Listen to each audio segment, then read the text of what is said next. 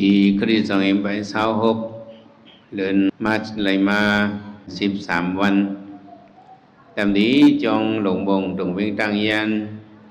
เสียสหลงเขาอ่อนอุ่นน้ำนายแหละเฮ็ดเป็นจอง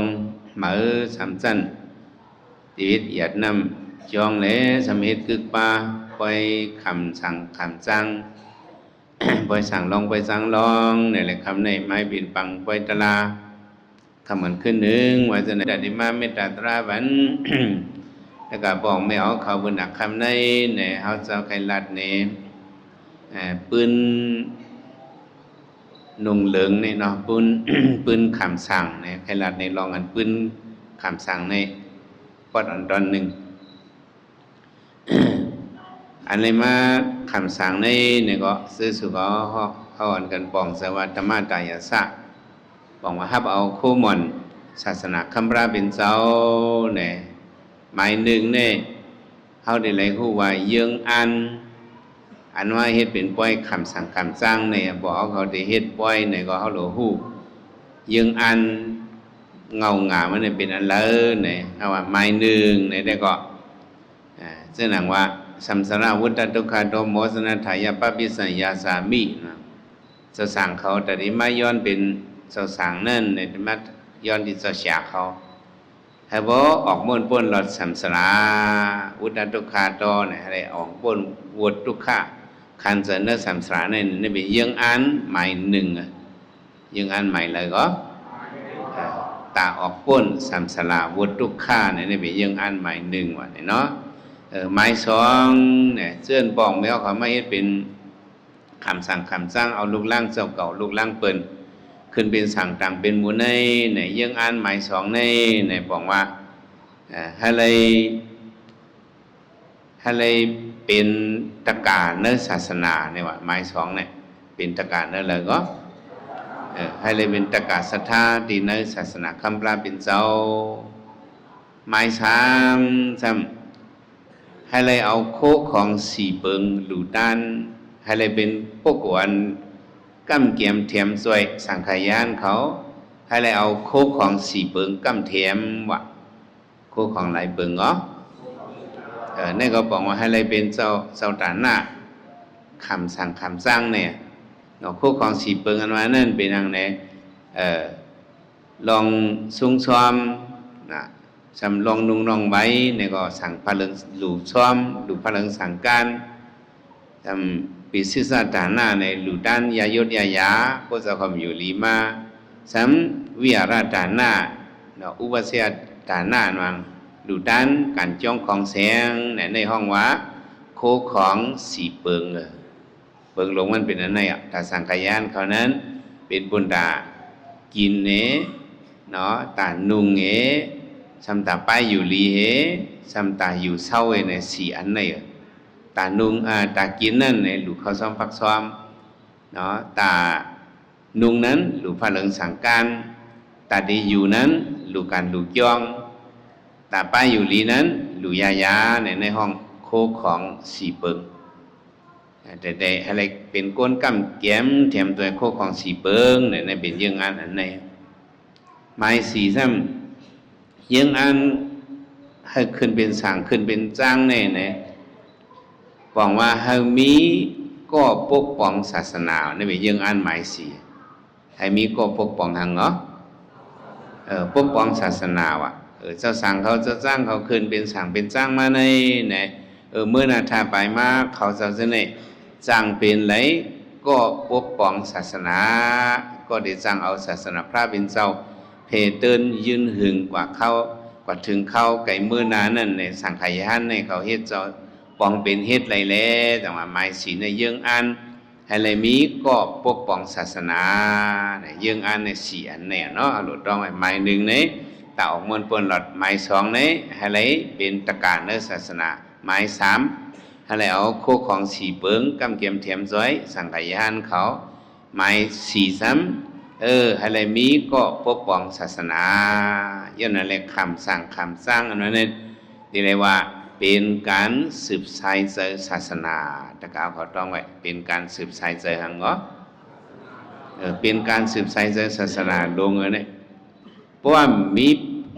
มีคำสั่งคำจ้างเอาว่าในอันมานุงสั่งก็อันมีเอาอันมานุงจ้างก็อันมีเอาว่าในจึงอันที่มาปุดเจ้าชาลงเขาในจองที่มีมาเลยป้อมมีมาเลยในก็อันที่หับหามนาการศาสนานั้นมีเลยอันนั้นบอกว่าศาสนาเขามันจังขาดข้อกว่าก็ในเลยอันมาเฮ็ดเป็นป้อยคำสั่งป้อยคำจ้างอันนั้นในเขาหลวงห่มโจมก็เลยเฮ็ดป้อยคำสั่งเฮ็ดป้อยคำจ้างก็เขาตะกาวันนั่นตะกาเกี้ยงนั่นเขาอันกันสืบสายศาสนาเขาได้เกิดออกมาเจ้าสร้างมือที่เกิดออกมาเจ้าสร้างมือลูกดีเจ้าสร้างมือเนี่ยเด็กก็อย่างมาที่เป็นเจ้าสร้างมาลูกดีเจ้าสร้างอ่อนเนี่ยที่เป็นเจ้าสร้างลงมาที่เป็นเสียเจ้าลงมาที่เป็นก็ปกป้องศาสนาเนี่ยเฮ็ดไว้คำสั่งคำสร้างอันนั้นมันดีสืบปันสายศาสนานักสังเขาเจิญมาคำสั่งคำสร้างเนี่ยกูเจ้ากูป้าเนี่ยที่เป็นมูลเจ้ากว่าทั้งหมดเนี่ยว่าอะไรจังได้ว่าอะไรพวกอันทักก็มันจะมีก็ขำมาดังกันได้เนี่ยกึศเทป้าเนี่ยก็สมว่าอะไรก็จังว่าอะไรพวกกึศมาเนี่ยก็มันเดกัดของอ่องลิกว่าเหมือนซึ่งเขาจะเฮ็ดปล่อยปีก่อนคำเขาติดตั้งยันเขาเฮ็ดเนี่ยก็เขาขำสั่งเนี่ยอ่านหัวปากมันขำสั่งตั้งเหตุตั้งน้ำเนี่ยทักว่าตั้งน้ำมันก็กึศดู2 ป้า 3 ป้าเขาจะนำพวกอ่องลิกอ่องไล่มาติเหลียวเนี่ยเนี่ยมันเป็นน้ำตอนมันอาจจะมีปล่อยขำสั่งอันนั้นเขาอย่าไปกล่าวว่า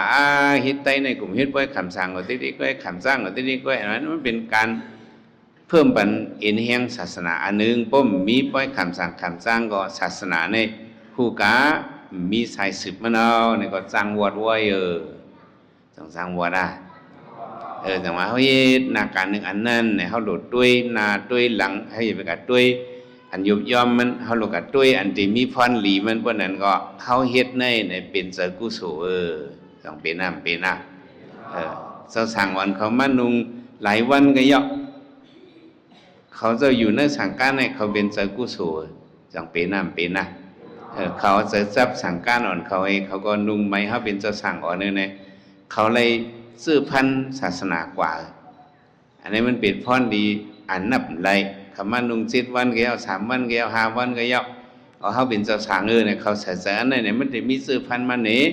ยมันจังมีนำตอนพรดีสันสระวุฒตุกาโตโมสนาถายานเป็นเขาย้อนสู้ไว้นั่นมันได้เป็นซื้อพันตาเดอ่อนออกมุ่นป้นหลอดกว่าแล้วเนี่ยปล่อยคำสั่งอันนั้นเขาติเลยป้องเสว่ามันเป็นการอันสืบสายเสศาสนาเป็นการสืบสายเสหังเนาะสายเสศาสนาป้องแมวเขาเป็นก้นสืบปันสายเสศาสนายาวดีว่าในสังขายะนั้นเป็นมาติเป็นมาเมื่อไรในติเป็นมาเมื่อพ้องพระเป็นเจ้ามาแสกรีดปากไป3 มือป่นมา2 6 ปากหรือนั่นเนี่ยพระเป็นเจ้ามาฮอตราธรรมสัจจาปัญสาวกิหาเจ้าในก็เขาเจ้านั่นฮิตเป็นตะปีพระเห็นแหละวันเลือน8 มวนมาแสกรีดปากไป3นั่นเลือน8 มวนนั่นเนาะวันนั้นเนี่ยเป็นวันอันสังขายะออกมาอันเขาอ่อนกันมาเป็นวันธรรมสัจจาวันนั้นนั่นเป็นวันธรรมสัจจาวันตลาเป็นเจ้าตลาโตเจ้าเป็นมากก็เป็นวันนั้นเนาะวันสังขารเจ้าเกิดออกมาเนี่ยก็เป็นวันนั้นเนาะเจ้าก็ดิ่งยาเขาเป็นมาอริยสังขารเนี่ยก็เป็นวันนั้นเนาะผีเขาช้างเขาเลยตลาก็ตั้งน้ำนั้นเขาเจ้าเนี่ยเป็นอริยสังขารอันเป็นก้นเป็นอริยสังขารเนี่ยวันเลือน8 มวนนั่นเนี่ยก็เป็นก้อเหลียวไว้เป็นเจ้าก้อนดิ่งยาป้าเหลียวเป็นสังขารสมุติสังขารก็เป็นอริยสังขารก็เป็นสังกรติญญาเขาเจ้าหาเจ้านั้นเป็นวันสังขารเกิดมาสังขารยะนี่ก็พระบิณฑห้องตลาบันิกว่ามาเข้าในศาสนาพระบิณฑห้องเอหิภิกขุเขามีบุญมีกรรมอะไรทบญาพระบิณฑเป็นยะหันเอหิภิกขุมามีมายะหัน60ปัญสาวกิหาเจ้าลูกใจสัทเทมึงปรณสีไสยชานั่นก็เลยสั่งไว้ใกล้ก็ไปออกเฮินมาก็ตั้งมันมาเฮ็ดยาหันไตกองก็50ไป5 เกาะตั้งเขาตั้งเสียง55 เกาะไม่ยาหันนี่ตั้งปัสสาวะกี่5 เจ้านี่เป็นยาหัน60หลาย10ก็ ข้อจะ60เนี่ยพระเป็นเจ้าเจ้าเขาว่าสารธาไปกุยสาริกันดีๆถ้าจะมันเจ้ายานเขา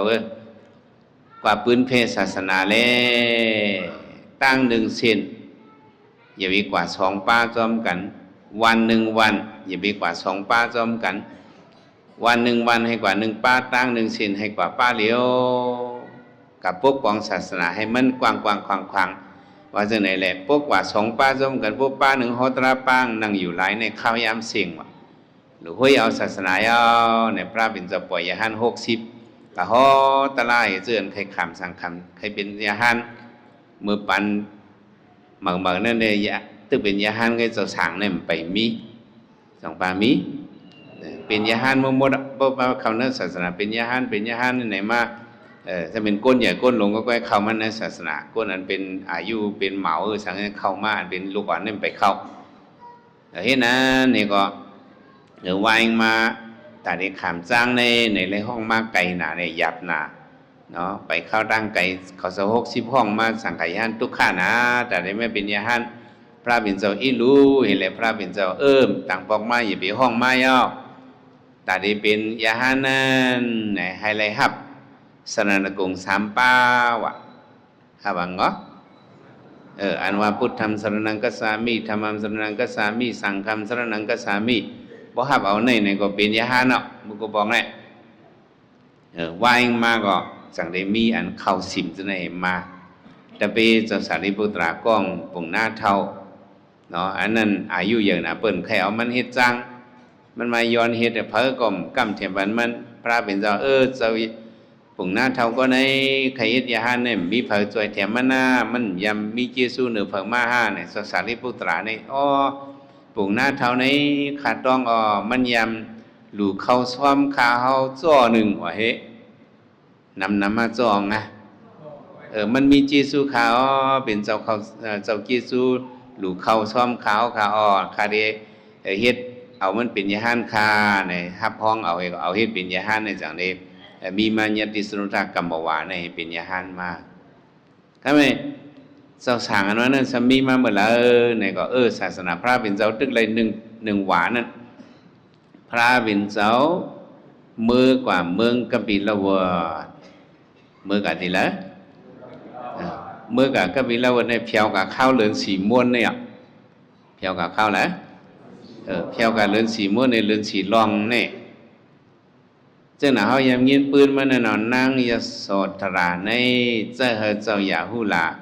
กว่าย้อนโคหม่อนกว่าย้อนอมวยดีพระเป็นเจ้าในจองจำจ้ะอย่าหูลาก็ตึกเลย6 ขวบ7 ขวบนั่นน่ะเนาะพระเป็นเจ้าก็แจ้งกรรมตลาเลย6 ปีน่ะเมื่อพ้องอย่าหูลาเกิดนั้นมันจะไปเข้าถึงน่ะแจ้งกรรมเนาะร้องเจ้าก็แจ้งกรรมตลา6 ปีซ้ำเป็นพระมาก็อะไรมาใน7 ปีอย่าหูลาก็พ้องนั้นเลย7 ขวบเอาว่าไหนแหละหลายขบ7 ขบกับย้อนปันมาอมคำเลยกับย้อนว่ะหรือว่า7 ขบมันจะสั่งร้องเขาเนี่ย7 ขบกับย้อนเขาก็ว่าก็เรียวอมวยอมคำในปันเดลีฮืออมวยลอกกี่ในลีฮืออมวยลอกกุตลาลีฮือเนี่ยก็พระเป็นเจ้าว่าเอาอมวยลอกกุตลาปันในเป็นลุนปุ่นด่านลูกไส้ก็ออกม้วนป้นนอเดินในพระเป็นเจ้าเอาห้องมือเผียวติกยองอย่าหูหลังก็จันสั่งการพระเป็นเจ้าจอมพระเป็นเจ้าเผียวมือติกยองเผียวมือติกยองเองก็พระเป็นเจ้าวาดีเจ้าสารีบุตราลูกใจฮะเนี่ยอย่าหูหลังในเอาคำสั่งบันเลยวะเอาเฮียงมันก็เจ้าสั่งไปบามีหิปะเอาคำสั่งบันเลสารีบุตราก็หูลองมันทีละที่หรือคำบันค้าคำสั่งนั่นค้าก็มีคำสิบบอกก็ไม่พระเป็นเจ้าว่าตาดีคำสั่งนั่นก็มีลองตั้ง4 ลองหลายลองเกศิศีสนะหมายหนึ่งในทีละทาคนโหเบ็ดทีละอย่างก็ทีละทาคนโหว่ะหมาย2เนี่ยเนาะกาสายิสีตนะอันนี้3ติเลยลอนเป็นโคโกนเฮเนติเลยนุงสั่งการลักษณะมัน2อันหมายหนึ่งเนี่ยติ ต็มเลยไว้คนหัวยาวทาหัวล้อมหมายสองเต็มเลยนุ่งโค้สองแขนติเลยนุ่งสังกันหมายสามสรณดานานีปวสีนามะมีลองตั้งสามลองจะสี่ลองเนาะหมายสามในเนาะสรณดานานีเนี่ยติเลยฮับสรณกุงสามปะฮับังเนาะฮับสรณกุงสามปะอันเป็นยาหันเมื่อเจ้านั้นได้ฮับสรณกุงสามปะก็เป็นยาหันก็กะเมื่อมาขำปันสั่งในหมายหนึ่งภิกขุเขาเจ้าได้ก็ว่าพระเป็นช่องภิกขุในคนวัวเขาจะได้มวยหนุนมวยก้างเขาในเลื่อมกว่าหั่งกุ้ยอ่ะพระเหลืองสังการในก็เวียนไหมจับตัวมาหั่งกุ้ยซื้อคู่เขานั่นก็อดต่อให้ก็เย็นเป็นสังการกว่านั่นเป็นภิกขุยาหันเนี่ยเป็นเส้นนั้นพอมีนำก็การขำเขาเนี่ยแต่ทีไรทาหัวตั้งทีไรรอนเล็ดโคก้นเฮินทีไรนุ่งสังการยังก็ทีไรฮับสนกุงนี่เป็นตัดให้คำสั่งเนี่ยนะเพราะนั้นตัดให้เฮ็ดเจ้าสั่งในก็ติเลยเฮ็ดสามอันในวายเลือนม้าละหับศีลสิบหับังเนาะพระเป็นเจ้าไว้บันศีลเจ้าสั่งในศีลสิบลิงสิบเปิงตามสิบเปิงเสกียาสิบไปห้าขันธ์ก้าว14ในศีลเจ้าสั่งในมีปากไปตะกาวเขามีกะเหรอศีลเขาเจ้าในทำฮับอะไรเมื่อไรในเมื่อเขาเจ้าว่าพุทธัมสรณังกัสสามิธัมมัมสรณังกัสสามิสังฆัมสรณังกัสสามิเนี่ยตติยามปิพุทธัมสรณังกัสสามิธัมมัมสรณังกัสสามิสังฆัมสรณังกัสสามิเนี่ยเมื่อเขาว่าเจ้านั้นศีลเขาเจ้าในมันเต็มกว่าหมดอ่ะแต่ว่าพ่อแม่เนี่ยก็เลยขึ้นไว้เจ้าสั่งในไว้ห่างหน้าเนี่ยศีลเขาเนี่ยนำให้ก้นเฮินกว่าไปเลยเจ้านำมาศีลก้นเฮินก็ตึกตีก็มีอยู่5 เซนหรือ8 เซนหรือกันไหนก็แหละเนาะแล้วก็ในไว้สั่งเจ้าสั่งอันนั้นไว้ปองหางก็เบอเขาเจ้านุ่งไหมสั่งการเขาเจ้ามีศีลเขาเจ้านุ่งโคก้นเฮินเขาเจ้าปัดคนโหทาโหแบอันนี้อิงกาสามอันนี้ก็มาเป็นอิงกาศาสนายาววันนั้นก็เจ้าสั่งในเตมากันเลยวันไหนจึงเตมาตีเจ้าอย่าหูหลาในต้องไว้เตมากันเลยสั่งลองเขาก็ต้องไว้ป้าเจ้าสั่งในเตมาตีแล้วก็เจ้าเลยเจ้าอย่าหูหลาเป็นลูกพระเป็นเจ้าเนาะนั่นอายุอะไร7 ขวบหลายขวบเพราะฉะนั้นอย่าหูหลาในเป็นเจ้าสั่งในก็เนื้อศาสนาในก็อันเป็นเจ้าสั่งก็มีมากกันไหมพระเป็นเจ้าว่าติเลยอายุขนาดติเลยเป็นเจ้าสั่งในพระเป็นเจ้าว่าเพราะอย่าหูหลาก็ลูกชายพระเป็นเจ้าก็เป็นเจ้าสั่งอะไรในอันลูกอ่อนในมาเขาในศาสนาในมีมาแค่กะจำเป็นหลายชื่อหลายลองอะไรเข้ามาที่เมืองอย่าใส่โจสองก็ปอลุกเปิ้นเป็นยกตั้งใครตั้งเป็นนี่ก็สองก็ปอลุกนั่นก็เข้ามาในศาสนาก็มานุงเฮ็ดยาหันลูกชายก็สมเฮ็ดเจ้าสั่งพระเป็นเจ้าไว้มาปิ้งเงียบแต่ได้เฮ็ดยาหันนั่นเพราะอายุมันเต็มเศร้าปันเฮ็ดนี่แหละอันเศร้าลงแต่นั่นเป็นเจ้าสั่งก็เรียกแต่คือเลยจังได้เลยมาเฮ็ดยาหันเป็นเจ้าจังได้มาเฮ็ดเจ้าสั่งในพระเป็นเจ้าสัมวะเศร้าลงแต่ในเฮ็ดเป็นเลยเจ้าสั่งอย่าหูหลาใน7 ขวบหลายขวบ7 ขวบก็ไหมอันเรียกเฮ็ด7 ขวบก็สมานุงสั่งก็มีมันหนังพัตตาวกีเขาจะได้เนาะเขาอายุเล็กหนามานุงเจ้าสั่งเนี่ยห้องให้กลางค่ำกลางคืนนี่ไหนยาหันเขาทุกข์สองก็พอโดนอยู่เมื่ออย่างสยุนั้นข้าก็มานุงเจ้าสั่งลุงก็เอาเงานุงเจ้าสั่งให้ตวงทำให้ยาหันเนี่ยกระตุ้งซ้อมก็ให้ยังกระตุ้งซ้อมอุ้งกว่าอันตั้งลูกสางทำซ้อมภายหลังกระตุ้งในเขาซ้อมทำไรเต้ๆไปไรเต็มทนลูกอ่อนในซ้ำต้องไม่ซ้ำตุกย้อนอุ้งป่อใครกินข้าวไหนใครกินข้าวซ้อมไหนในห้องไห้จอมตังคนเมืองอย่าใส่เกี่ยวกับสัมพันธ์นั่นสมาห้องว่าอูนั่นเป็นลูกงานานคนสัมหูสัมถังว่าบุญเจ้าก็มีลูกเมียงในเป็นในยาหันนางยิงเขาอยู่มันเป็นทางพิจารณาเนาะก็นั่นแหละเขาเงาในเพียวดิ่งที่พระเป็นเจ้าว่าแต่ได้เฮ็ดเจ้าสางนั่น เพราะอายุไปเลย15นี่ไปเลยเฮ็ดมักมันเอาก็ไม่15ว่ะจังไรเฮ็ดเจ้าสังเนี่ยก็คือก็ป้มเลย15นี่มันเลยเฮ็ดเนี่ยก็เฮ็ดอันนี้ก็ตะกามังก็ในเขาก็นับย้ำศาสนาพระเป็นเจ้านับย้ำเจ้าอนันตาตะกาก้องที่เมืองสาวัตถีในนับย้ำเจ้าอนันตาน่ะเลิกมันแลตะกาก็ในทำตายเบ็ดว่าเฮตายเบ็ดเต็มเจ้าเฮียงเบ็ดก็นั่นเนี่ยมันตายในสองเดียวว่าอะไรกึ่งกลางคือข้าให้ตายไปเลยกึ่งเปลี่ยนลูกอ่อน2ก้อนเนี่ยอายุซ้ำไปเต็ม15ซ้ำมีปอบมีแมวซ้ำมือเจ้านันตาไว้สมาว่าใครอยู่จอมเจ้าเขาใครนุ่งเจ้าสั่งไว้ใครเอาเจ้า2ก้อนพี่น้องพระเป็นเจ้าว่าบ่อายุ15เต็มในไรนุ่งในว่าโลใครนุ่งหนักค่ะเฮาค่ะก็มีปอค่ะแลตั้งแต่ตาหากินก็เลยค่ะลาใครเฮ็ดเจ้าสังฆะในเจ้านันดาว่าแต่ที่เฮ็ดเจ้าสังในบ่มีบารมีก็มันใครเฮ็ดก้นหมื่นล้านพันเสียนให้บ่ใครนุ่งผ้าเหลืองสังกันนึงก็มันหยับเต้ๆในเจ้านันดาก็ย้อนครั้งที่พระเป็นเจ้าค่ะหลวง2ก้อนในอายุได้15ไปเต็มค่ะ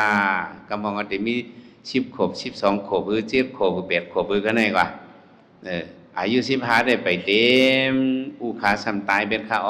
ลูกอ่อน2ก้อนในก็ตุกข้าหนาคามจังกับปึงปีปึงน้องกันเลยใครมานุ่งสังกันขวาตีว่าคือคาลาพระเป็นสว่าลูกอ่อน2ก้อนนั้นอายุไปเต็ม15ในตึกก้อนเล็กก็กล่าวว่าเขาคว้างบรรณาอันนั้นลูกอ่อนเนี่ยอายุก็คือข้าพระเป็นสมบัติเพราะว่าเขามอลืมนกว่าหมอหยังเขากินข้าวเลยสังเขาตักข้าวแห้งซะนั่นเลยสังปนนกมาสักกินในพวกเขาว่าเช่ยในว่าเขาหมอลืมนกให้นกไปเขาหมอฮู้ว่านกมาเอากินข้าวเกานั่นสปิดมันนั่นนกมาสักกินเพราะมันหมอลืมนกช่วยเนี่ยได้มันเฮ็ดจะสั่งแล้วว่าอายุก็คือในจงพระเป็นเจ้าว่าสั่งร้องเขาจะในจงมอลืมนกจงมอลืมนกบนนกมากินข้าวสู่บนมันนกมาชักเข้าในจงมอลืมมอนอเดี๋ยวลืมไปช่วยในจงมอลืมพวกมอลืมก็เฮ็ดสั่งร้องเฮ็ดเจ้าสั่งอะไรพวกมอลืมได้ไรวะนะเนี่ยอาสากาคือในพระเป็นเจ้าว่าเพราะว่าหมากินข้าวเนื้อหวานมันหืมนั่นก็นกว่ากาว่าไก่ว่ามาชักกินข้าวเนื้อหวานมันเพราะว่าหมอฮิกในลือเป็ดในก็อันนั้นเฮ็ดจะสั่งไรเอาวะอายุก็คือในจังว่าว่าในจังว่าเอาเดี๋ยวในตองไว้เฮ็ดจะสั่งในกำมองที่ว่าแห้งเรียกนาลงหลีเอาเฮ็ดในกำมองที่ใกล้ทัดสั่งซึ่งนั้นก็มีจังมีอันในเฮาฮู้ปืนมันหลีในเฮากับทัดสั่งในกูเฮามีตังผิดกว่าเนาะจังว่าโป้หมอลืบนกอันที่มาลืบนกลืบกาลืบหมาอันมาหิมกินข้าวเนื้อหวานมันเพราะมันหมอลืบเป็ดซึ่งนั่นก็เอาเฮ็ดเจ้าสังไรเอาสองปองเสือในเฮาหลวงปองเสืออันไหนเนาะจังว่าเฮ็ดเป็นเจ้าสังยาวไหนก็แม่เอากันเฮ็ดเป็นป้อยคำสั่งเมื่อกูบอกได้ก็เฮามาตุยก็แม่ศาสนาเข้ามาถึงเนื้อไตเอาก็อ้อนกันเคยเป็นปอสังเมจ้างสองแสนจ้ะพวกเกิดลูกมาพวกมีลูกใจเอาเนี่ยอะโลเอาเนี่ยติเลพวกลูกใจเอาอย่ามาแต่ไหนเอาได้อ่านเอาเฮ็ดเป็นเจ้าสังในเนื้อเสยปอเมเนี่ยมีกูก้อย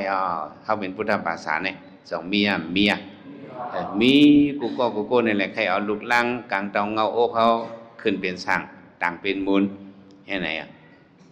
ก็ไม่ทำมาด้วยเนี่ยศาสนาก็หึงไม่ไต้เอาเนี่ยสมัยยังเนี่ยเฮ็ดปล่อยเฮ็ดปล่อยว่าเฮ็ดปล่อยสั่งลองซึ่งน่ะเขาเฮ็ดติจ้องหลงบงเนี่ยเฮ็ดปล่อยอย่างก็ปล่อยสั่งลองใส่อันบนอันเสยให้กองให้การนกกาตุ้ยเฮ็ดไหนไงหาปอเลี้ยงเมาไม่เลี้ยงสาวเราหาปอเลี้ยงลงไม่เลี้ยงลงเฮ็ดปล่อยลูกล่างกลางเตาเงาโอ้เขาก่อนนุ่งปันโคลองไอ้ลีงามให้มันห่างลีพวกหนังขุนใจอ่อนพวกนั้นมังซาอ่อนกันห่างครึ่งปัจจุบันนี่เป็นไต้อ่อนกันเฮ็ดไหนมา ปียาวเข้าหึงปูหมอนในยาวเขาอ่อนเฮ็ดมาเมื่อไหร่เฮาเฮ็ดนี่เขาลูกเขาล่างเขาเฮ็ดเป็นสังนี่เนาะเอากับคำที่ไหนโยมไรเนี่ยมีขอถามมาไรคำสังเนี่ยเอากับคำยุ่ยๆเนี่ยก็แล้วเฮ็ดป้อยหังเอากับคำก็ไรสองไรมันไรเมื่อไกเขาลัดน่ะแต่ได้คำสังนั้นไม้หนึ่งติเลยปัดเกาทาโหไม้สองนี้ติเลยลอนเป็ดคู่โกนในนุ่งสังการไม้สามนี้ฮับสรณกุงเฮ็ดชิ้นว่าไหนก็เป็นสาวสังให้เอาต้องเป็นน้ำเป็นน่ะกุยกะเฮียเขาสมาเฮ็ดเป็นป้อยสังรองล่ะหามขี้กำพองขี่ไม้กำพองขี่รถขี่ก้าขี่เลี้ยงเฮ็ดไหนเฮ็ดเป็นป้อยเกี่ยวมวลซื้อเฮ็ดเขาสำเฮ็ดปองหังละสองงำเมียนเนื้อทำตลาฮะเขาหลงมาถามตัวขึ้นเป็นเขากอกตัวปืนวันหลังอีกหนึ่งก่อนให้ตะกาวเขาสร้างร่างเสียอย่าไปมาเถียงกันพิษกันกอบอย่าไปมามัวกันกอบสั่งร่องเนี่ยเอาใครลัดเนี่ยปืนมันเพราะเอาหูปืนเนี่ยได้มันสร้างร่างเสียเอาหยุ่มยำเหมือนในตลาดฮอเนี่ยเอาว่าปืนสั่งร่องปืนหนังเงาะเศร้าสีทัดกะเฮ็ดยาหานเมื่ออายุมันเศร้าไรเศร้าเก่าอายุกะเศร้าสีทัดในเป็นลูกก้นผ่านเป็นลูกสหอคำมาเป็นลูกสหอคำโคก้นธรรมดาเลยโคก้นอยู่เนื้อหางเนื้อหออันเขานุ่งนั่น20,000กัน2แปลกเปิงกันโคก้นธรรมดาดีเขี้ยมากโคก้นเนื้อหางเนื้อหอดีเขี้ยมมาก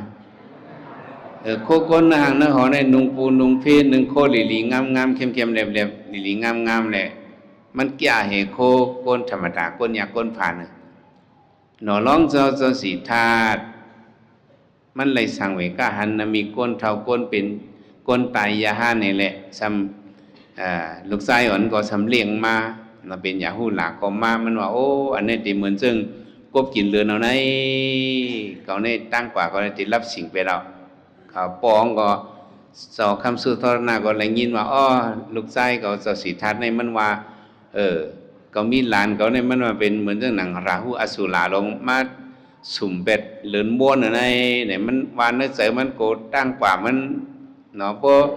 เงาลำลงมาสุ่มเสือเลือนในก็เงาเลี้ยงในเต็มมีโกมันไหลออกม้วนป้นเราเนี่ยมันจะว่าเหมือนเรื่องหนังลูกเขาเนี่ยเหมือนเรื่องกบลงเต็มมากินเลือนเอาเนี่ยมันจะเน็ตไปออกเข้าถึงกับเฮ็ดยาหันมันจะขี่มากกว่าเฮียงกว่าก็ในเลยป้อยสั่งล่องมังตีไหนสั่งล่องขี่ม้าจังซะขี่ม้ามังวันมังเบิ้งเนี่ยขี่ล้อเนี่ยก็มีกาปันขึ้นอย่างแบบสูงมากในขี่ก้าเนี่ยก็มีจังมีพี่น้องได้เอาในสำเขาหลักไล่เปิดในสำเฮียงในห้ามขี่เข่หามขี่หังเหรอขี่เข่หามจอมเสียงกองเสียงมองเขานั่นไหนเอาเป็นตั้งเกี่ยวมนซื้อใจทำไมตีคำจ้างเนี่ยก็จังว่ามันนุ่งโคจ้างล่องเนาะเอาเรื่องเจ้าสีทัดขี่ม้าให้กระโดดถักอันนั้นก็นุ่งโคล่องนุ่งโคเนื้อหางเนื้อหอเนี่ยด้วยสั่งล่องก็นุ่งโคเหมือนเรื่องโคขนใจเนื้อหางเนื้อหอนั่นเนี่ยถ้าเอาพิงทุ่งอันไหนมานั้นได้เป็นปลาล่องแหล่ผู้การนุ่งเจ้านั้นหล่อหม้อก้นยุ่ยๆได้พำนุ่งกับห้องเทวาเจ้าไหนมันจะมีอันนุ่งมีเจ้าสั่งอ่อนป้าหนึ่งซึ่งมันเจ้าห้องว่าอันที่มาเป็นเจ้าสั่งปันติต้าเนี่ยเจ้าสั่งอังก็ปันติต้าในสัตว์ก่อนวันหลังมันเป็นปุ่งหน้า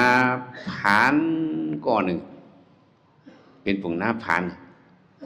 ปุ่งหน้าเท้าอายุเยอะผานเองก็มีตั้งดูดังต้านทางเลยมันผานเนี่ยแต่วันหนึ่งมามันกะสุดมุนกะฮ้อปันเปิ้นก็ปันมันปุ่งหน้าในมาเข้าหุงน้ำนมหวานหนึ่งปันหังมาซ้ำเพียนมันเพียนเผือกหวานปอดหนึ่งมันไหลมา2 อันเลยมันก็เยอะอ่านไว้เนื้อเสือมันเลยก็ไหลมาเข้าหุงน้ำนมมาเมื่อไหร่เจียวพาวัดนี่ก็ไหลมาเนื้อเสือก็ยังอ่านไว้หึงหนักเขาเคยรู้เจ้าสารีปุตตรา ยอย่างเหรอ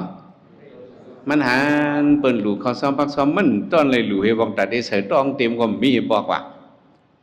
มันเลยกินอิ่มตีมเตียนกินเลอกินโลนมันเลยมีเห็บบอกอ่ะมันผ่านหนาถ้าเป็นก้นก็เหลียวติ่งติ้วเม่นน่ะเนาะวันไหนมันเลยมาพาวัดเพิ่นนึงเลยเขาน้ำนมหวานหนึ่งในมันก็เปิ้มองสารีบุตรมาตุงซ้อมติเบิ่งสาวัตถีมันก็หันสารีบุตรมาปังขาปังเสายอคิงมาค่ะเขาย้อนหลุยหนึ่งคาเนี่ยเอาเขานำนมมันตั้งหวันเนี่ยถอกใส่เนื้อสปิดเจ้าสารีบุตรา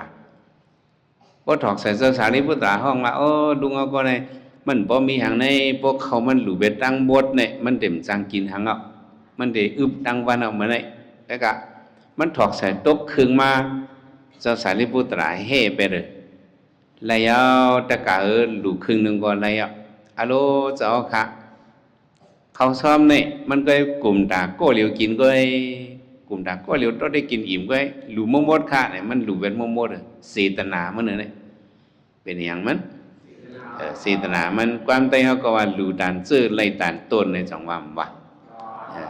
อ๋อค่ะอะไรหลุยกำขาจัดก่อนในคำมีตานหน้าในคาสังมาพานค่ะย้อนหลุค่ะฮับเอาทั้งสิ่งกับเจ้าสารีบุตรก็ฮับเฮียงเลยเจ้าสารีบุตรเฮีเป็นหนึ่งครึ่งอันว่านั้นให้เลยตุ้ยปุ่นตาก้นอันหลูนั่นเนาะอีหลูตาก้นอันหลูนั่นให้เขาก็เลยกินเลยเยี่ยมนะเห็นนั้นเจ้าสารีบุตรฮับเอาหมดฮับเอาก็กินซุ้งครึ่งเนื้อขึ้นจุนบันปุ่งหน้าก็เฮ็ดหรือมังบอกมาคำซุ้งหมดอย่างไรย่านขึ้นจุนบันก็มีอย่างนั้นให้ตาหน้าเขาก็ให้เป็นเขาก็ให้เลยกินไว้เจอไหนขึ้นจุนบันก็มีในปืนเขาเสานั้นเขาหันมาเจอไหนตั้งนำกว่าเฮียงเลยหนึ่งครึ่งไงเลยจังไกฮีเป็ดอันนั้นเนี่ยปุ่มเขามีอันหนึ่งตะกาวเขาปอว่าจอมเนี่ยปออ่ำหมอหู้รวยสั่งเลยถ้วยเจอหลงปออ่ำหมอหู้รวยสั่งเลยถ้วยเจอหลงผมหู้รวยในจังอย่างก็จังเลยถ้วยเจอหลงมีเหมือนเจ้าป้างมันหู้รวยนั่นน่ะเฮียงอะไรมันหู้รวยเนี่ยมันเพียวออกตั้งไงก็กูบอกในไปเอาน่ะเนาะไปออกตั้งไงกับเพียวดีวันอันนึงเฮินเมียก็ในเฮายามฮู้จักกันนั่นเนี่ยเข้าลงมือเข้ากลางวันบ่เคยขึ้นสูงหนาวน่ะดีกว่าตั้งนาก็จังเอาเราได้กินซ้อมไปก่อนเนี่ยซ้อมวันเข้ามื้อนึงไม่ออกมีหยังก็เขาจะดึกออกออกตั้งอันนี้เด็กกว่าตั้งนาแทงเข้าตั้งดึกไกลอยู่เนี่ยว่ะแบบว่าอ๋อยกคิงมาเนินค่ะจะมีข้าวซ้อมพักซ้อมหมาขาวเด็ดด้วยหลูข้าอ้อเนี่ยมีอยู่เขาอินพักก่อนอินก็ไม่ออกนั่นก็เอามาหลูพักแต่ก็มีหังมีปลาโดงไว้มีอย่างเหรอมีปลาโดงมันก็ไว้แต่ลูกใจอ่อนอันเดียวเป็นจะสั่งอ่อนแต่จะสั่งอ่อนเขาได้มีปลาโดงเอาหลูบันมุนเจ้าตั้งหลูบันเข้าซ้อมมุนเจ้าก็กินเนี่ยมิดกินปลานั้นก็มีดลูกใจอ่อนเรียนลงเกียงมาลูกอ่อนก็ทำใครคืนเกียงว่ะแมงมากว่าเลยใจปัวใจปอกมากลางวันในเมเดโคปลาไว้บันใจตัวหนึ่งเนี่ยว่ะหลายตัวมันกว่าเกียงอะไรพอเกียงลงมันเรียนลงเฮือนว่าแม่เรียนลงมาเข้าลงมาเนื้อสองไพ่มาถามหาสังมาถามหาป่ามันกำเหลียวมันจะมักป่าน่ะไว้มาหังเพราะมันมาติมาห้องเมงหัวน่ะเมงหัวทำโกหมุนเจ้ายินหมุนเจ้าตึกซึ่งชอบเหมือนเนื้อเฮิรนเมงเขามีเนื้อสองไพ่พอลูกใจเรียนลงเข้ามาก็แม่เนี่ยเมงหัวลูกใจติทำหาป่าติทำหาสังเพราะว่าแม่เนี่ยเมงในเรียนกับอึดชบอึดชบมันว่าหือมันว่ามันว่าป่าใจมีเลยเนี่ยก็มุนเจ้าอึดเมงอึดชบไปแล้วก็มุนเจ้ายินน่ะเมงอึด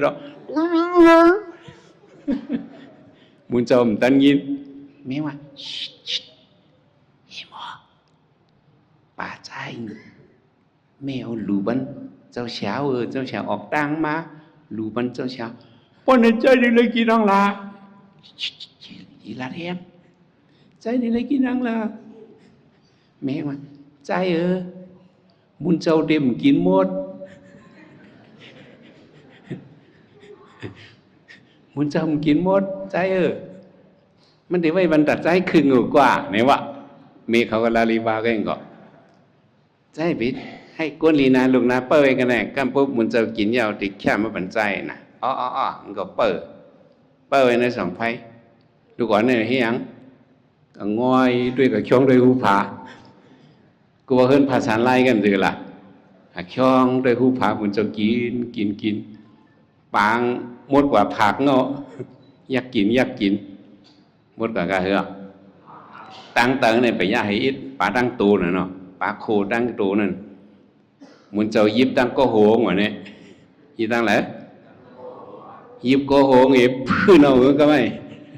พวกพื้นเอาตีอ่านกินเอารู้จังจ้ะพวกเหมือนเจ้ายิบก็โหปางให้พื้นเอาในลูกอ่อนนั่นคล้องด้วยหาหน้าห้องแม่ป่าใจพื้นขี้เงา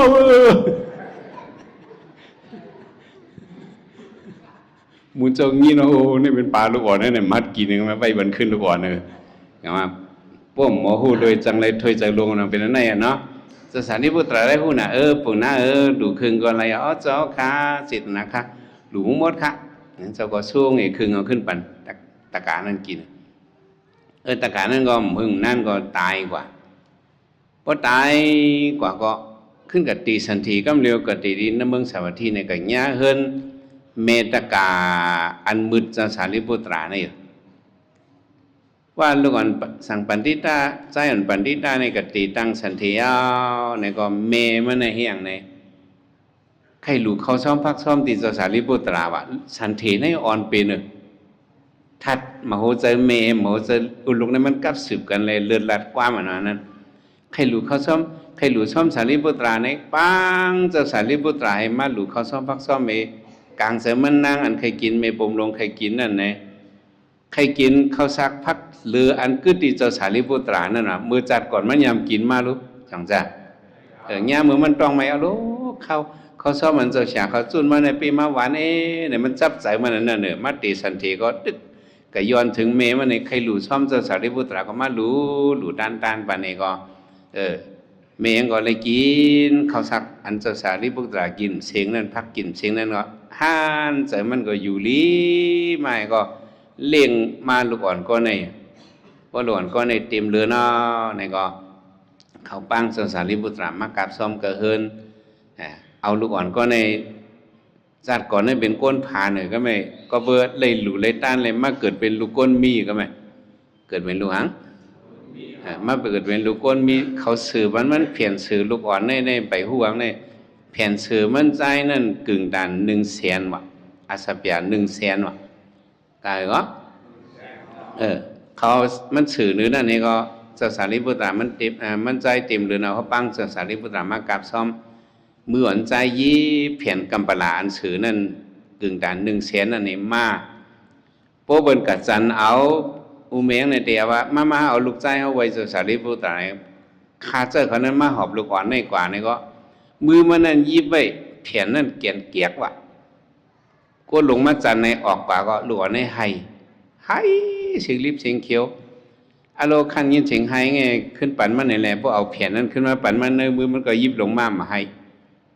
พวกเขามาจันเอามันทำให้ดิกอโลปั่นมันยิบเพลาเนี่ยเขาก็ยิบมันก็ยิบลูกอ่อนให้ไปหู้หังก็กับมันหู้มันหมอลาดก็ยิบลงมาเพียวดีสารีบุตราเพราะนั้นก็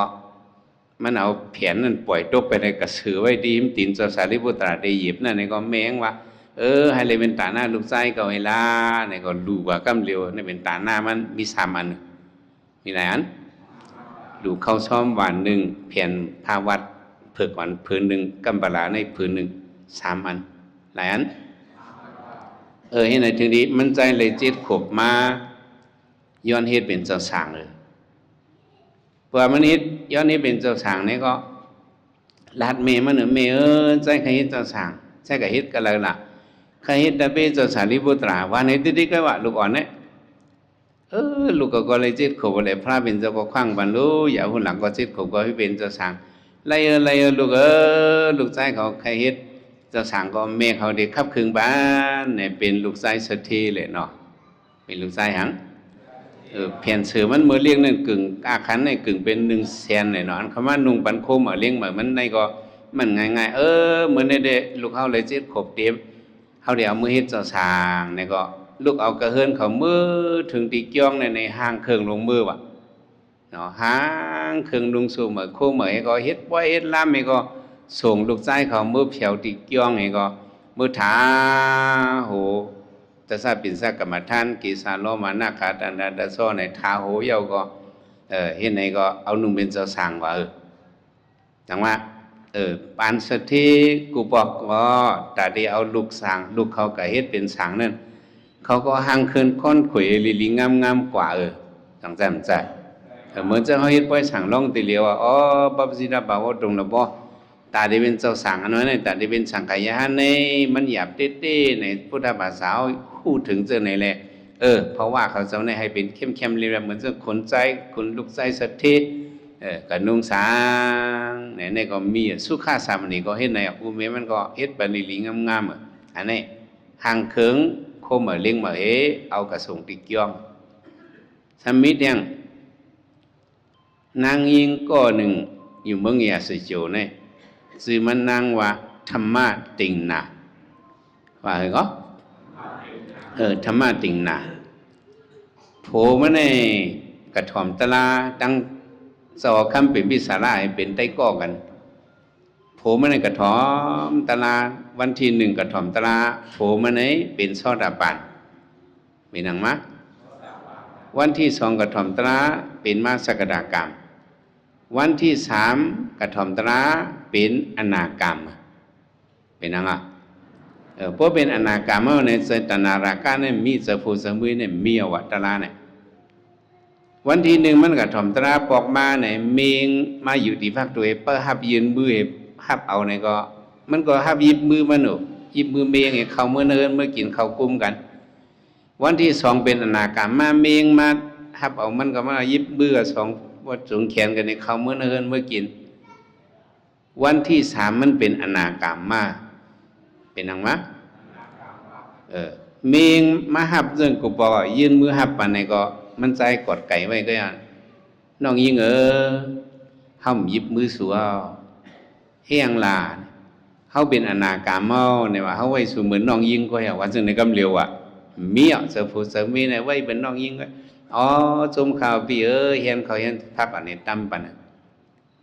นางยิงกันว่าในปุ๊บผู้เขาเห็นนั่นเขาก็ไม่ใครขามก็เสร็จจังแจ่มจ้ะ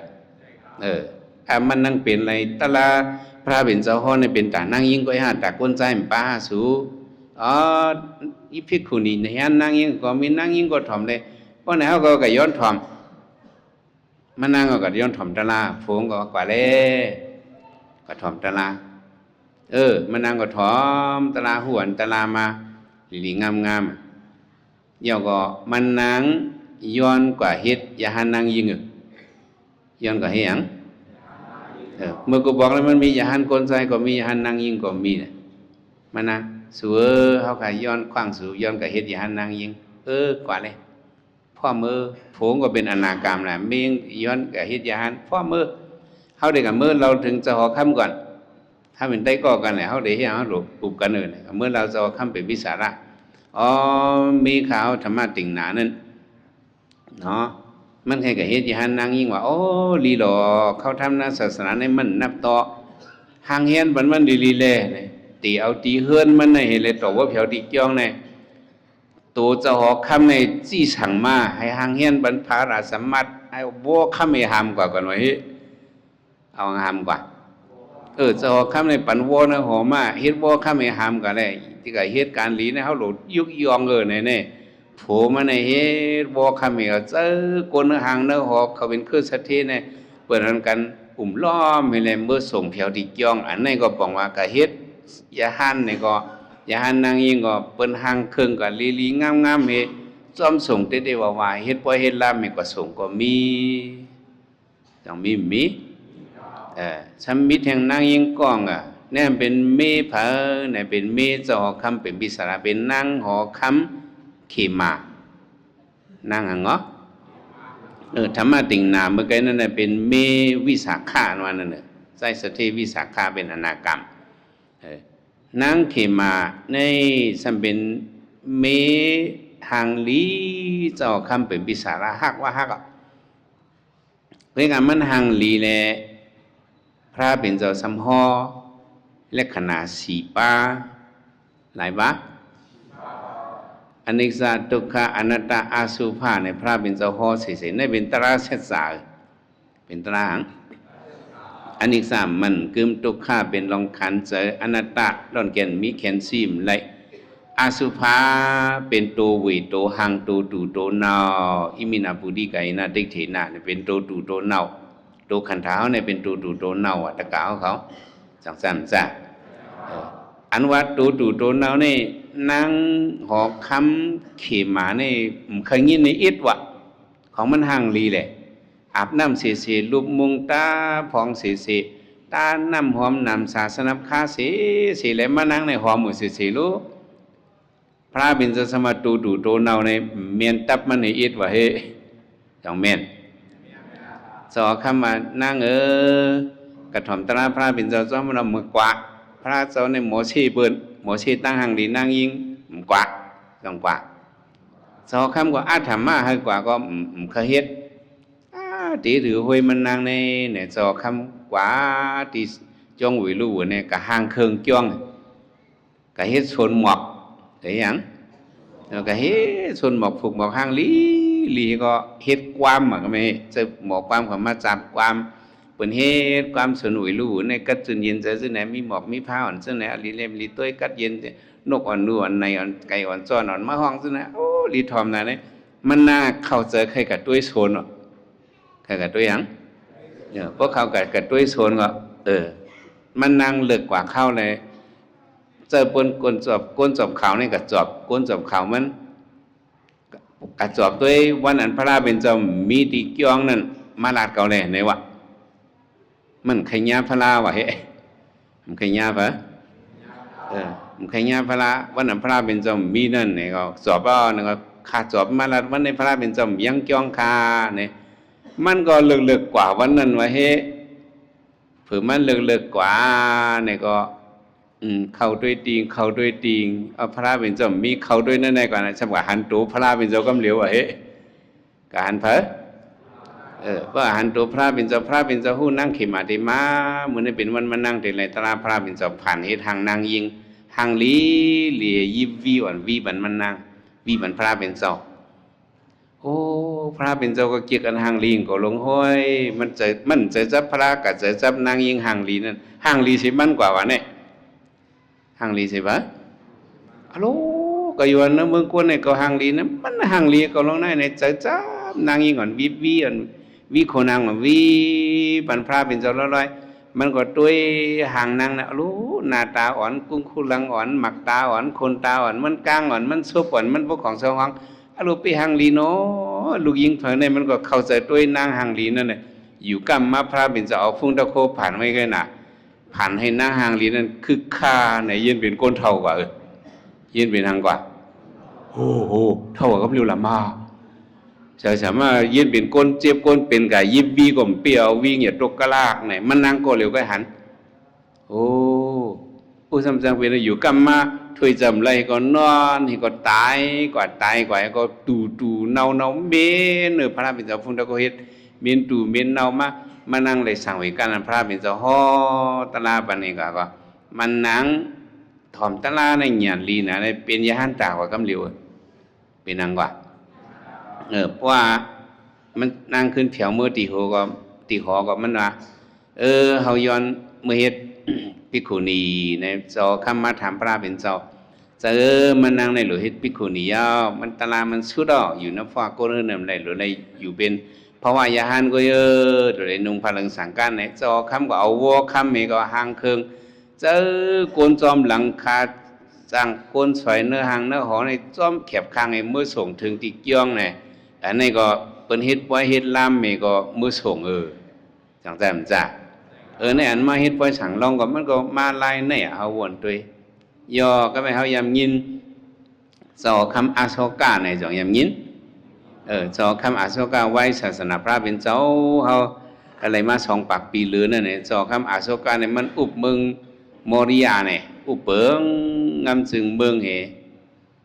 น้องใจมันเจ้ามีเจ้าหนึ่งห้องว่าใจติดสาเนี่ยใจหังก็ใจติดสาเนี่ยมันไหลสั่งวิกาก็ปล่อยตึกให้แหละ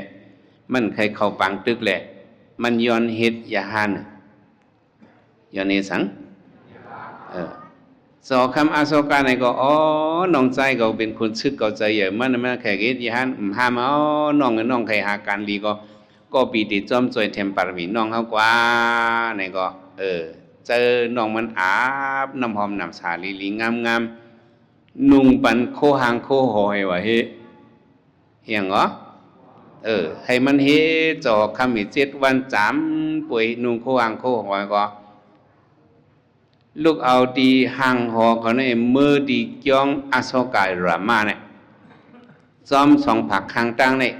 ห่างเห็นโกนหวานโกนเบิ้งในวันกันเปิดตุยน้องใจจอคำเอาเด็กเฮ็ดยาหานไว้เปิ้นก่อนกันมานับยำเปิดตุยกำเลือนสุดนั่นน่ะจอคำก็เอาตังตับสร้างตับมาตับลิ้นตับหอกตับกองตับหยอกจอมส่งก้นซึกเขาเนี่ยก็จอมส่งต่อเพียวจ้องนั่นแหละแต่ว่านุ่งโคลองกว่านุ่งอังกว่าในปืนมันมีจังไหนกันแต่ว่ามาเฮ็ดเป็นจะสั่งล่องอันว่าในเด้เขาก็เอากุ้งเอาหมูนเฮ็ดเป็นปล่อยสั่งล่องเฮ็ดแหละให้เอาลูกเขาทำนะศาสนานี่ก็เป็นยื่งอ่านลีอยู่จังจำจ้ะก็กะเฮ็ดปล่อยสั่งล่องอันว่านั้นเมียวมกึ่งดีเสียงน้ำในเด้บ่ลีปันเสียงจังจ้ะพอเฮ็ดโฮมกันจังได้เขียนอีกหนึ่งพอเฮ็ดก่อเลียวอู้เลียวเนี่ยมันได้เสียงน้ำจังว่าเฮาเฮ็ดปล่อยสั่งล่อมโฮมป้องอันว่านั้น1 เฮิรน1 อีด1 อีดนี่ก็มีดงาตาปูบ่หอมกันนี่ก็มันก็เย่าซ้อมกันกว่าเนี่ยเฮาเฮ็ดปล่อยสั่งล่องในเปิงลงมันอย่าไปขี้กันอย่าไปหยังบ่ขี้กันในมันเขี้ยมหลวงหมอจุ่มซ้อมกันว่ะหลวงหมอหยังเหรออย่าไปว่าสั่งล่องเก่าหางลีสั่งล่องมืออย่าไปว่าซึ่งนะสั่งล่องเฮาในหางลีเผอหางลีมะนาวหมอกหางลีกูหลวงเฮาหลวงไว้ใส่ซึ่งนั่นน่ะจังจำจ้ะในอย่าไปขี้กันเฮาหลวงเฮ็ดกว่าเปียงนังเฮาปี้เลยนั่นกุ้ยเราอย่าไปกันนิ่งให้เฮ็ดเนาะอะโลกำพองในหนังหือดิกย่านั่นน่ะอะโลก็ขายข้าวเขียวให้ก็เฮ็ดจนก็มีจังจำจ้ะ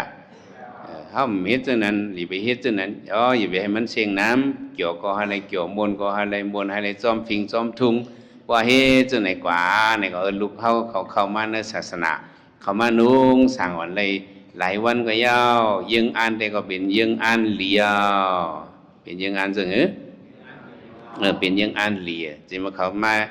าในศาสนาก็มยามพันติสัมสราวุตตุกาโตโมสนัทายะปะปิสัญญาสามิตาได้ออกมุ่นพ้นเราเนื้อสัมสรานั้นเขาขามาย้อนเป็นสังขยาวมาย้อนเป็นสร้างขยาวเนี่ยเป็นยังอ่านเหลียทำไมเขาก็ได้มาย้อนสั่งการตีเจ้าเขาสักการะวุตตะตุกขานิสรณะนิพพานัสสะสิสิกรณทายะอิมังกัสสะวงกะเหตวะปปาสิธามัมพันเตเนี่ยสั่งหนังหือได้ออกมุ่นพ้นเราเนื้อสัมสราวุตตุกขานั้นสั่งการอันมีเนื้อมือขาดเบี้ยวเนี่ยเสียเจ้าขาเอาสิเลเอาขาดเบี้ยวเขานุ่งเป็นเจ้าสังสีกรรมคาเนี่ยเป็นยังอ่านหลีรู้จังจำจ้ะเขาหู้ที่ปองมันเลี้ยมหู้ก็ย่ออันเขาเลยว่ากว่าซับซบซับปากกว่านั่นอันนั้นมันเป็นกรรมเป็นศีลนาเขาย่อศีลนาไปคุยกรรมวตามิศีลนาวันหนึ่งอันนั้นเพราะมันเลยมีเสื้อพันมันกว่านั้นบุญดาศาสนานี้มันได้ส่งปันเฮ็ดเป็นอุปนิสัยที่ส่งปันตาเดออกมนปนหลอดอยู่เนี่ยเพราะว่ามาเป็นเจ้าสางย่อเนี่ยก็ตั้งหลู่อะไรเฮ็ดเป็นสางในกูโกนเฮ็ดไรเมื่อปานพระเป็นเจ้านั่นนักกาเนี่ยก็ใครมาเฮ็ดสางใครมานุ่งสางก้านอย่างใครมานุ่งสางก้านนักกาใครมาเฮ็ดสางนุ่งสางก้านนั่นนักกาในเขาสมหมอผ่านเขาก็มีฟงตะโคกับมาซิตี้เนี่ยเขาก็มีฟงตะโคนักกาโตงเนี่ย มันมีฟุ้งอย่างมันผ่านเฮ็ดโกนหน่อยเฮ้แต่ก็เอาเขาผ่านนี่หยังผ่านนักกาปอเนี่ยผ่านเฮ็ดโกนใจก็เอาสังการนั้นมันเลยมาก็เลยก็มูเอามานุงเฮ็ดเป็นยาหานเนี่ยเป็นยาหานปลอมไงมันเลยเข้าสิมเฮ็ดเป็นยาหานปลอมเปิ้นตุ้งซ้อมกับตุ้งซ้อมเปิ้นเฮ็ดไหนหอสบิดกับตุ้งซ้อมมันใครนุงสังการใครมันข่อยหนาวะเฮ้หันเจ้าเขานุงสังการเนี่ยก็ไปใครเป็นเรื่องนั้นก็จะเป็นนักการในเป็นตริกชันในเมื่อเคยนะก็ผ่านฮิตเป็นกู้นี่กับนุ่งก็เลยก็ในผ่านที่เป็นกู้นี่มานุ่งไงก็มาอยู่จอมยาฮันเขาก็มหูถังวังเป็นก้นเตะเนี่ยก็อยู่จอมกันก็ให้ก็กินเขาจอมกันกะตุ้งซ้อมจอมกันนอนในเกียงหลังเร็วกันเนี่ยถังเป็นยาฮันเตะจังหวะวันมานักการหรือเนี่ยมันก็เฮเกียงมาหึงหนาแต่วันมามันได้กินนำไหนเอามันนอนรับก่อนไปถึงกลางวันเนี่ยเฮียงกับแบบพ้องกินเขาวันมานอนในกำเอาเสียบรับลงกว่าวันนักการในพวกเขาเสียบรับกว่าเนี่ยพุ่งตะโคนเขาผ่านวันนั้นหายกว่าไปเลยเอามันขึ้นเป็นนักการโคตรขุยในพวกติ่มเกียงไว้ให้ตัวอย่างนี้เต็มหัวติ่มเกียงหมดเป็นเกียงเมื่อก่อนก็มันพวกเกียงหลังอย่างเป็นเกียงออฟก่อนเช่นนั้นกับ2 ปานนอนซ้ำกันกันน่ะหลายปะแต่2 ปานนี่มันพวกกวางกับว่าไต้กองนั่นก็ถามว่าไต้กองทำกว่าตั้งหลังมูวันนั้นขึ้นปอกมาตกลื่นอินมันก็เปิดไต้กองมาเปิดไต้กองเขามาผีได้พักดูได้ตกใจเอาน่ะเนาะไต้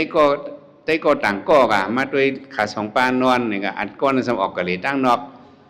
ไต้กอต่างก็มาผีได้พักดูผมว่าผีได้พักดูมันหันยาหาเนาะหันงูหลงหันนักกาหลงก็อยู่หันสังยาหันมาผีพักดูด้วยหันนักกาตกใจเอาหนานักกาลงมากินไต้ก็ไปเอาห้องหมังจะไหนวะของติ๋มเกียงบ่รู้นักกาลงมากินไต้ก็ว่าบ่ห้องจะไหนก็ซื้อหิมหอมจะเอากันเรียนมาว่ามันก็ยินเสียงเฮ้ยนักกาลงมากินได้ก็นักกาพามเฮ็ดเป็นยาหานก็ตื่นลงมาให้ก็โอ้คุณเป็นตัวนักกาขึ้นเม็ดผ่านเฮ็ดยาหานขึ้นเป็นก็หัวเจ้าในเมื่อไก่บินตะกามสิเนื้อในเนี่ยมีค่าเนี่ยจะเป็นยาหันเขาต่างซื้อมาด้วยอันไรที่ปาเสกุอันไรตาติบนั่นเป็นยาหันตาเขาเท่านั้นเขาตาเขาด้วยเจ้าเนี่ยจื้อโกนลงในเป็นนักกาไปเลยเนี่ยว่าเขาจู้พระเป็นเจ้าห้องกับจู้ที่พระเป็นเจ้าขาในมาพามีเป็นยาหันค่ะโอ้ข้าหักหนาข้าเฮ็ดยาหันหนาข้าปันข้าอะไรเฮ็ดอะไรกันค่ะพระเป็นเจ้าปารีมั่มขึ้นนักกามันเป็นตรีสารไรเฮ็ดหน้าเบื่อขึ้นเลยนักกาในโพไห้ขึ้นมือลงกันเนื้อนำเบอร์ขึ้นมาในนักการในมาเฮ็ดชัตริกษาในมาเฮ็ดยาหันเฮ็ดเจ้าสางไรเป็นกวนก็จังเฮ็ดไรจังปองใส่ผีเขาสางเขาก็เฮ็ดยาหันเจ้าสางเนี่ยคนพี่ลงศีลหน้าเมืองตาดาวิหลุนักกาวิหลุแปะข้ากู้เวลาเขาก็มาตีพระเป็นเจ้าเฮ็ดปั้นหมอกลงไงมาย้อนพระเป็นเจ้าขาเฮาก็เคยเป็นปอสังเมจังให้เอาอะไรเอาลูกเขามาเฮ็ดเป็นสังเฮ็ดเป็นจังให้กำคาเนี่ยมาย้อนพระเป็นเจ้าว่ามันสิเมียวมันขว้างไรพระเป็นเจ้าขว้างปันสองขว้างปันเพราะว่ามีสังขาผีในสังขาโกนเนี่ยเด็กอึบเข้ากันว่ะเป็นนะผีในหมอหายโตจังจ้ะหมอมินจังจ้ะยาหันโกนในสมหมอหายตัวหมอมินเนี่ยเปิ้นกันรู้อันหมอมินนั่นเด็กๆก็ในยาหันโกนเนี่ยเด็กอึบเข้าพระเป็นเจ้าหูขว้างปานเม็ดไรจังเฮ็ดไรคนปีฉีหน้าเมืองในนางเงาเหี่ยมือขึ้นเมืองผีเขา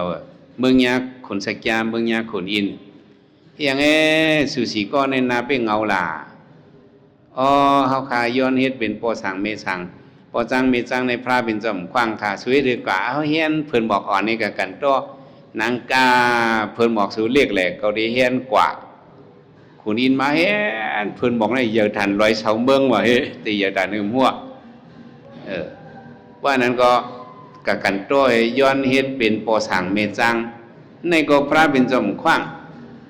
สองขว้างจังว่าตั้งหลวนเอาอะไรมาเฮ็ดเป็นปปสิดาตานะ เอาลูกเฮาล้างเฮาเฮ็ดเป็นสังเฮ็ดเป็นจ้างนี่เปิ้นห้องตั้งหลู่หังในเปิ้นห้องตั้งหลู่ผีคอยว่าเนี่ยห้องตั้งหลู่หังก็ตั้งหลู่ผีคอยก็ว่าสำแดงอันหนึ่งห้องว่าจะอยู่ในห้องว่าตั้งหลู่ผีซวยว่ะ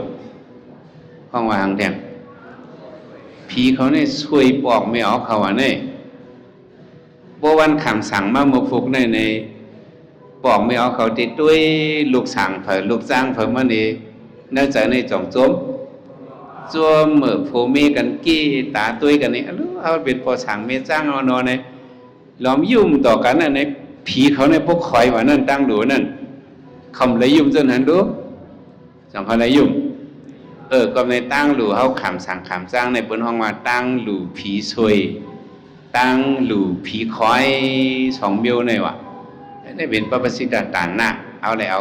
ลูกเปิ้ลเนี่ยสั่งลูกเข้าเลยสั่งเอาคำเป็นจ้างในพรดีกุศลมันได้จึงนะเขาว่ามันเป็นพรหลีอันกุมปันศาสนาเนี่ยกุมปันนังก็เขาเป็นพรเหรียญกุมปันศาสนาพระเป็นเจ้าให้เฮืองป้มมีเจ้าสร้างอ่อนในก็เต็มมีมาเจ้าสร้างอ่อนป้มมีมาเจ้าสร้างอ่อนก็เขาเต็มมีมาเสียเสาหลงเขาอันเดียปกป้องศาสนาก็มียังอันเฮ็ดสั่งหมายสีนั่นตาได้เลยมีก็ปกป้องศาสนาในเขาเกิดออกปันก็ปกป้องศาสนาเอาลูล่างกลางเตาว่าเขาในศาสนาคำพระเป็นเจ้านั่นตั้งหลูในเป็นตั้งหลูผีซวยผีคอยยาวก็เป็นตั้งหลูอันสืบสายศาสนาเป็นตั้งหลูอังก็สืบสายศาสนาในเป็นกู้โศสืบศาสนานั้นเป็นกู้โศอย่างหลวงเอาเจ้าคำหลวงอาโศกาก็มันก็เคยเป็นตั้งหลูสืบสายศาสนาในสมมติเอาลูกใจมันขนใจมาหิงตาเนี่ยลูกยิงมันนางสังฆมิตรตานั่นเฮ็ดเป็นอย่าหันกลใจอย่าหันนางยิงให้แล้วครับเอาโคหมอนอมวยศาสนากว่านั่นในเฮาว่าชรกะมื้อนั้นวันในก็เฮาก็เลยมาเฮ็ดเป็นเจ้าตานะตะกาหลงอันอ่อนลูกเข้าเนื้อศาสนาแหละเฮาเลยมาเป็นกุศลในกุศลในก็เฮาเลยหมอย้อนสู้ให้เลยเข้าเป็นนิพพานสัพพิเศษฮอตู้ในอันกันว่าจอมกันเนาะอิตาเมปงยัมอาสวะกยังวะหังฮอตู้อิตาเมปงยัมตั้งหลีเฮาขาในอาสวะกยังตัมตีอาสวะตลามวยหมดยุดเก่งนั่นอาวะหังฮอดูเฮเลยอ่อนป้นอ่อนหลอดอ่อนฮอดอ่อนถึงมั่งยันโฟยันนิปันติกัดเย็นสีกัมติขาอ้อยเอสิตัมปฏิตันตุยังคิปะมิวาสมิสันตุสัพพิปุรันตุสังกปะสันโดปนายโสยตาเอสิตานังกังเสขลุขเลนันเลสังปฏิตันนังอันกังเสมุมองสุดองปตะนาวนั่นเลสังตรงชำตำนิตกะคิงนายิงใจก็ดังมุดังสิงคิปะมิวากันเพบะสมิสันตุให้เต็มตนตนจักุบดันมันสีกรรมลุยตาสัพเพสังกปะนังกะดังมุมองเคยจะลีปสุกสีจะเจตึงกับมุมองสุยนเอาดังมุดังสิงสุนัยสันโดปนายโสยถาเพียงหนังไอ้สัจจะกังเสตั้มมองสำหรับเบิ่งแล้วก็ให้เต็มตนเต็มห้นเหมือนจะหนังลูกเหลือนเมื่อเต็มตนนั้นปฏิปุรันตุให้เหมือนจะหนังลูกเหลือนเมื่อเต็มตนเต็มห้นนั้นกูก็กูโกนสกรรมลุยตาเนาะ